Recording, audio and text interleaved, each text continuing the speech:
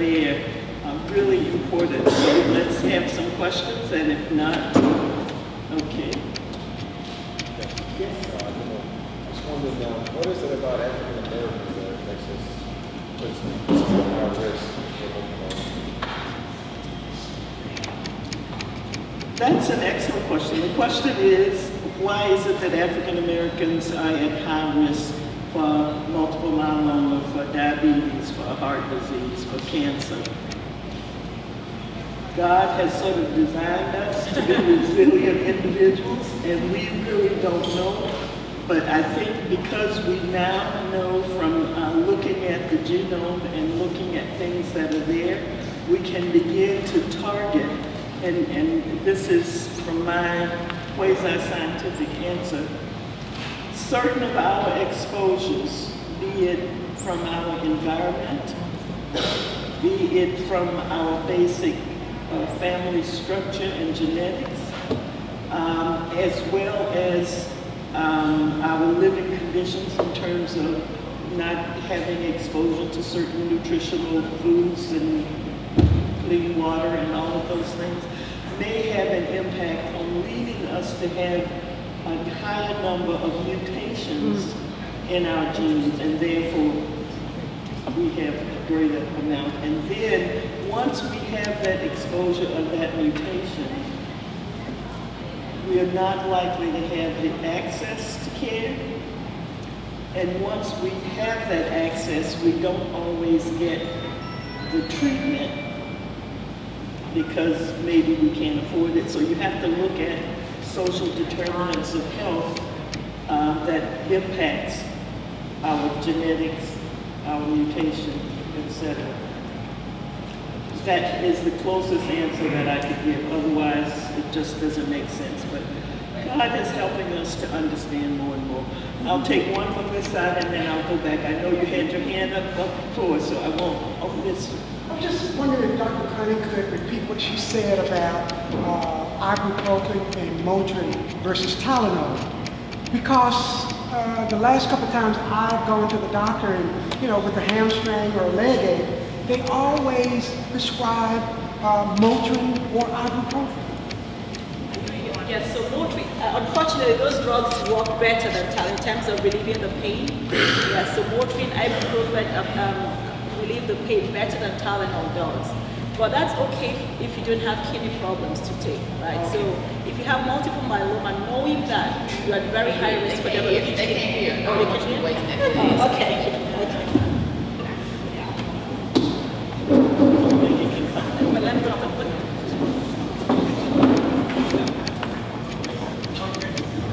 The question was, why is it that doctors tend to prescribe Motrin over Tylenol for pain, for relief of, any type of muscle ache? The answer is because they work better in terms of pain relief than Tylenol, unless you start going to stronger pain medications like opioids, narcotics and stuff like that. But, so what I'm saying is, not that you shouldn't take them if you're completely healthy. If you have multiple myeloma or other risk factors for kidney disease, or if you've been diagnosed with kidney disease, then you shouldn't be taking these medications because they can worsen the kidney function or actually put you at higher risk to develop kidney disease if you have those risk factors.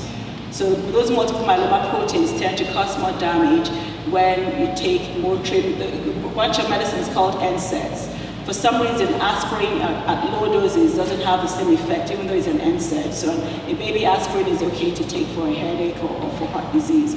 But the ones that are the big culprits are things like ibuprofen, Aleve, Advil, and Motrin. Yes, certain of the NSAIDs have a greater impact on the liver, others have an impact on the kidney. So you have to know that you have good kidney functions, good liver functions in taking that. Question over here. What is a symptom be your bowel movement? Like, what is your bowel movement be a different color since you're having issues with your blood? The question is the symptom of multiple myeloma related to changes in your bowel habits? Is that correct? Want to answer?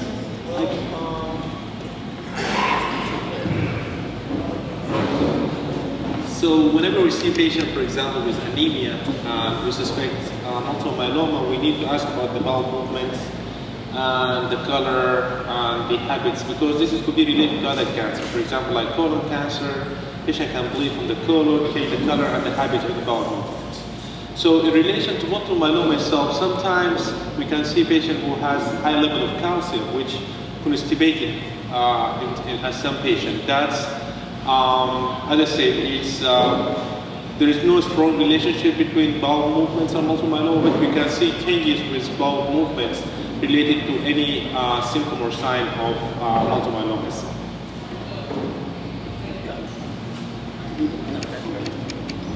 Yes, question here? I had a question. We didn't really talk on the financial impacts of the various medications, but my father had multiple myeloma, and he just passed this year after 15 years. So he was truly a success story, and he actually did not die of multiple myeloma. So he really was a success story. But I say that to say, a lot of my other people I knew that diagnosed at the same time did not have that ability to live. And one of the main things was actually the cost of treatment, right? And especially back then, but even now, like thalidomide was one of the medications, and it was more than $1,000 a pop out of pocket, per month. And so I'm just wondering what is being done to make treatment plans more affordable, because I've seen more people die from multiple myeloma actually because they could not afford it.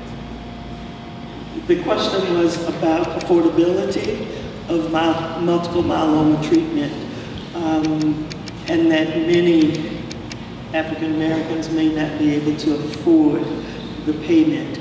Now, all cancer therapy happens to be tremendously high. And most programs, the co-pay, so having insurance is really important. But I know from many of the pharmaceutical companies, there's compassionate care programs, and they will help to cover the cost of the treatment. You want to speak of? And I wanted to make sure that everyone knows that the Multiple Myeloma Research Foundation, although we're not in the business of providing aid, we do know resources who can help you. So over on the table over there, I've got a card which talks about our patient navigation center. So we have a navigation center that's staffed by 3 oncology nurses who are very knowledgeable, and you can call them at any time with any questions about myeloma, and they also can answer your questions about financial resources as well. So please make sure you pick up that card and feel free to call us at any time, because there are resources available.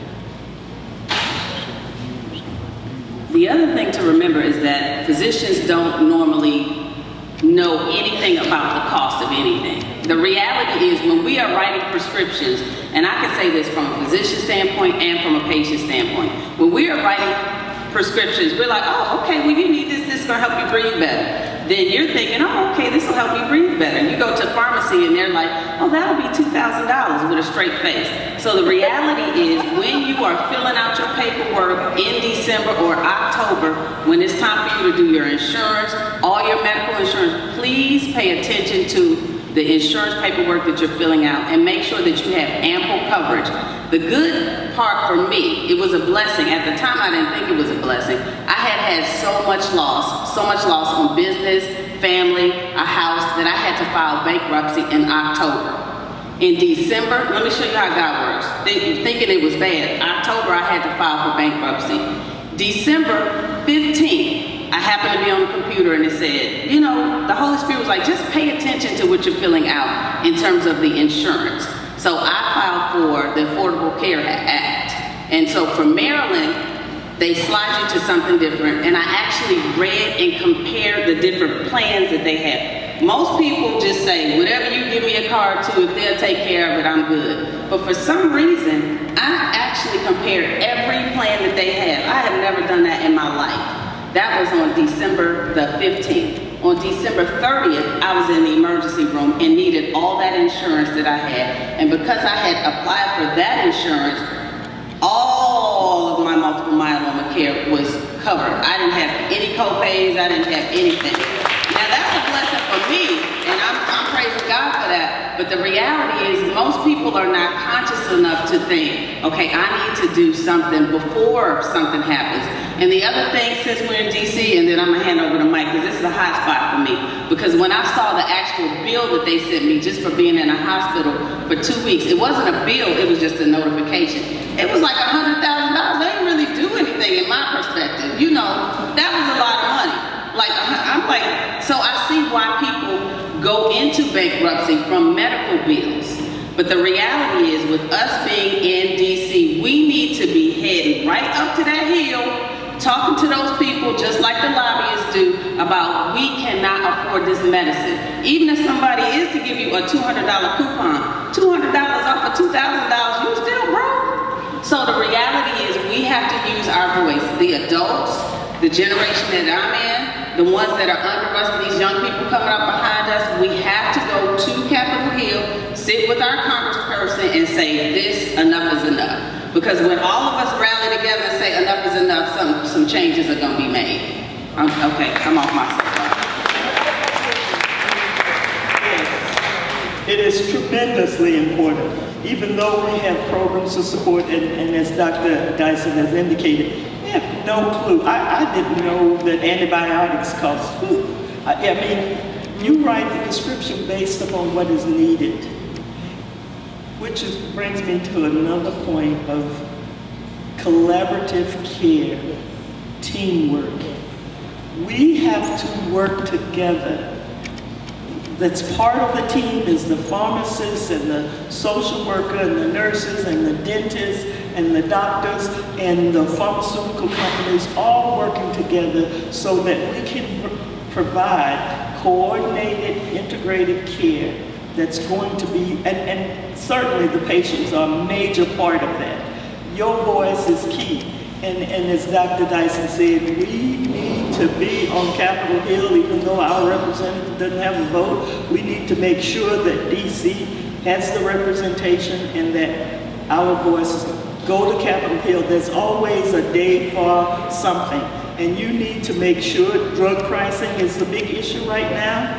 Write somebody's senator, write anybody's senator. If you don't have one, write your congressman to make sure they know that drug pricing is important and you should not have to go into bankruptcy. My last little political statement, and I'll step off of this. There's a whole slew of people running for presidency.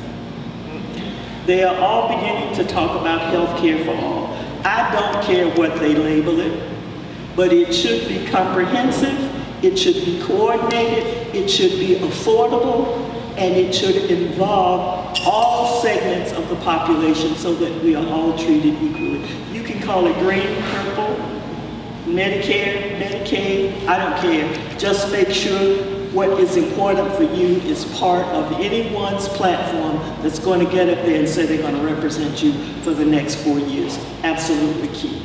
Now, I think there was a question. Yes.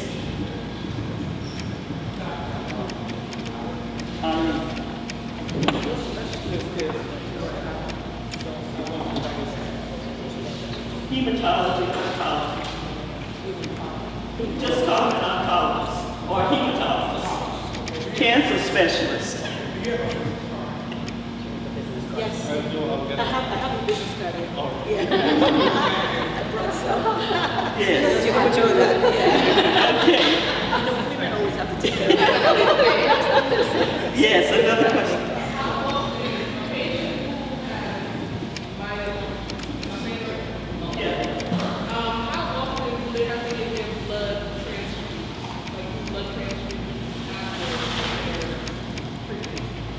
Well, if you're treating it, and generally you have a chemotherapy, and since you're seeing patients now, I probably should I don't see patients anymore. So in some recent studies, we found that the critical number is 7. In cancer patients, we just need to give them a room. So we usually keep it above 8. So we don't transfuse unless the patient is either symptomatic, meaning that they have something related to anemia, lightheadedness, chest pain, whatever, or if the number goes below 8. Sometimes we give them medication that the nephrologist used is to boost the blood count, make the bone marrow produce more cells. So we try to avoid transfusion. At the end of the day, transfusion is a foreign body transplant, meaning we bring in a foreign body to your system. So we try to avoid that as much as we can.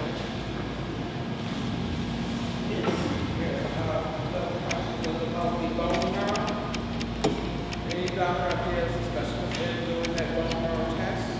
We all, I do, yes. But the important thing to know about if anybody ever receives a bone marrow biopsy, is that what you're asking about, a bone marrow biopsy? You want to have that done. I had that done under conscious sedation with the interventional radiologist. I think it is very inhumane. This is just me. I got a bunch of soapboxes, and Dr. Ali is going to add after that. It is it is a painful procedure to the point where it will pull you out of a conscious sedation.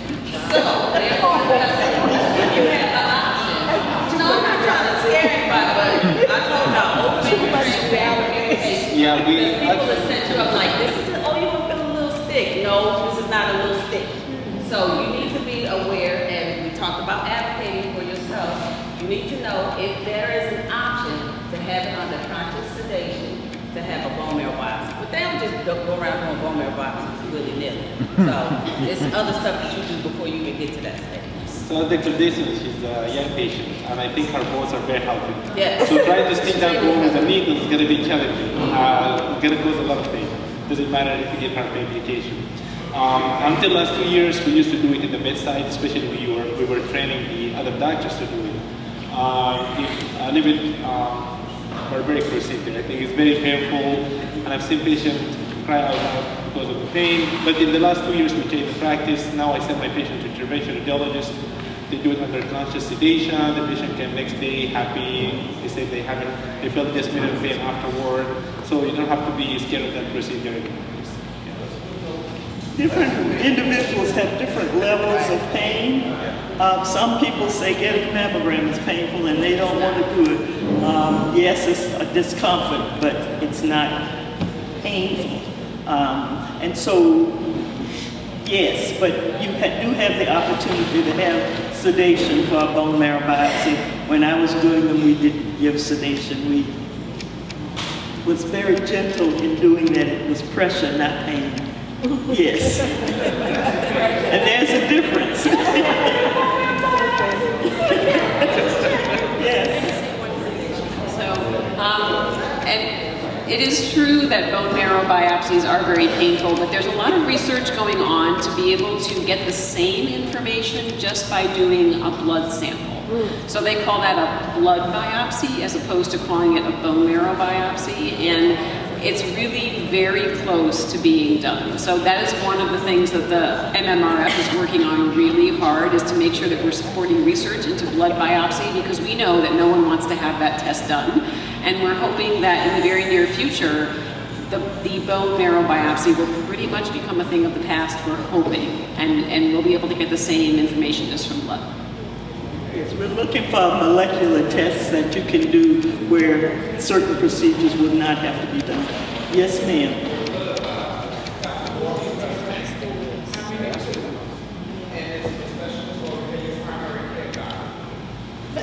Your primary care doctor cannot do a bone marrow biopsy. That has to go to a hematologist or an interventional radiologist. Was there one other question? Okay, I know our time is getting close. I want you to make sure, if you have not been on the phone doing those surveys, take this out of your packet. This is really key, that you filled out this survey